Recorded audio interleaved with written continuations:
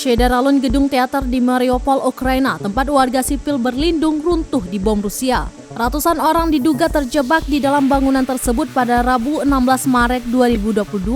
Serangan udara Rusia telah menghancurkan sebuah teater di kota Mariupol, tempat ratusan orang berlindung. Akibat peristiwa tersebut, banyak orang terkubur di puing-puing yang terbakar.